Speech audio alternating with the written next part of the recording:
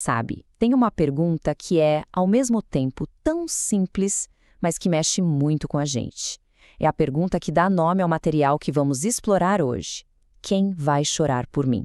Mas olha só que interessante. A ideia central aqui não é sobre o fim, sobre o último dia.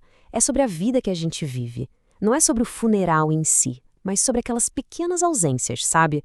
Aquelas que vão se acumulando dia após dia, as conversas que a gente deixa para depois, os gestos que a gente economiza. E é aí que a coisa fica bem interessante.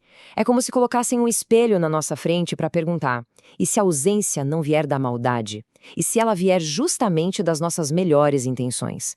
Pensa só, e se o excesso de trabalho, de querer fazer tudo certo, ou até de ajudar os outros, for só mais uma maneira de estar ausente? E esse ponto aqui é fundamental. A gente não está falando de vilões, de gente má. Não, a gente está falando de arquétipos que, vamos ser sinceros, vivem um pouquinho em cada um de nós. São pessoas que, na busca por alguma coisa, pode ser sucesso, prazer ou até mesmo a felicidade dos outros, acabaram se perdendo de si mesmas e de quem mais amava. Então, vamos começar com o primeiro grupo. Aquelas pessoas que correram atrás de uma imagem, de um ideal de vida.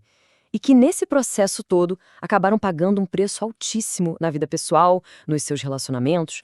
E olha só, aqui temos dois personagens que parecem ser o oposto um do outro, mas que, no fim das contas, chegaram no mesmíssimo lugar, o isolamento. De um lado, o poderoso, sabe? Aquele totalmente focado no trabalho, no sucesso. E do outro, o prazeroso, que vivia pra intensidade, pra festa o tempo todo. Então, vamos falar primeiro do poderoso. A vida dele foi uma escalada sem fim. Ele chegou no topo, construiu um império de fato. Só que a grande pergunta que a história dele deixa no ar é: o que foi que ele escolheu deixar de lado todos os dias enquanto subia? E o resultado de tudo isso? Bom, o funeral dele parecia mais uma reunião de negócios. Sabe, formal, eficiente. Os colegas de trabalho fizeram discursos, prestaram homenagens, falaram do profissionalismo, do legado. E o filho dele? O próprio filho, quando chegou a vez dele, só conseguiu dizer uma palavra, que soou mais como um título do que qualquer outra coisa: pai. A vida dele foi, no fundo, uma sequência de trocas. Cada sucesso público era um silêncio em casa. Cada negócio fechado era uma conversa adiada. Ele trocou o aniversário do filho por uma urgência no trabalho e tentou compensar com um presente caro. Mas presença não se compra, né? E as últimas palavras que a esposa disse para ele em vida, nossa, resumem tudo. Você amava mais a ideia de ser amado do que amar de volta. Agora, vamos para o outro lado da moeda, o prazeroso. Aquele que era a alma da festa, sempre em busca da próxima grande emoção. Mas, na verdade, toda aquela alegria, todo aquele barulho, era como um escudo, uma forma de nunca ter que encarar o silêncio, e o que o silêncio podia trazer à tona. E ele morreu exatamente como viveu, no meio de uma festa. A ironia disso tudo é pesada. No velório, os amigos chegaram a propor: vamos fazer outra festa em homenagem a ele. O que isso mostra? Que as pessoas sentiam falta da diversão, da companhia, mas não exatamente dele, da pessoa por trás daquela máscara de alegria. A estratégia de vida dele era quase um manual de fuga.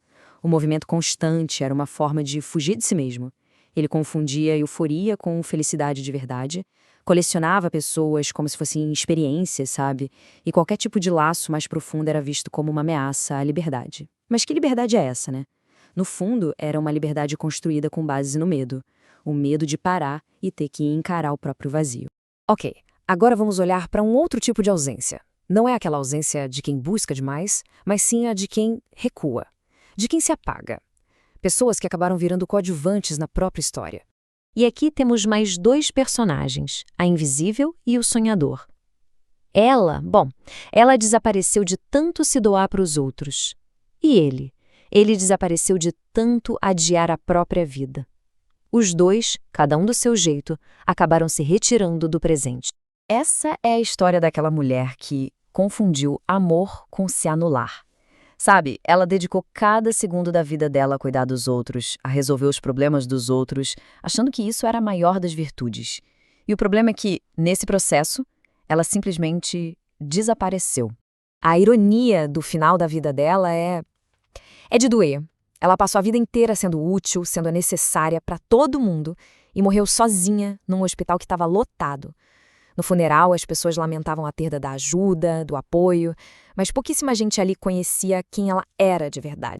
E agora, o sonhador. Aquele tipo de pessoa que vive no futuro. A vida dele era literalmente uma coleção de cadernos, cheios de planos incríveis, projetos geniais, o roteiro de uma vida perfeita que, no fim, nunca saiu do papel. Ele passou a vida inteira só se preparando para começar a viver. E quando partiu, o que ficou foi essa sensação de potencial desperdiçado.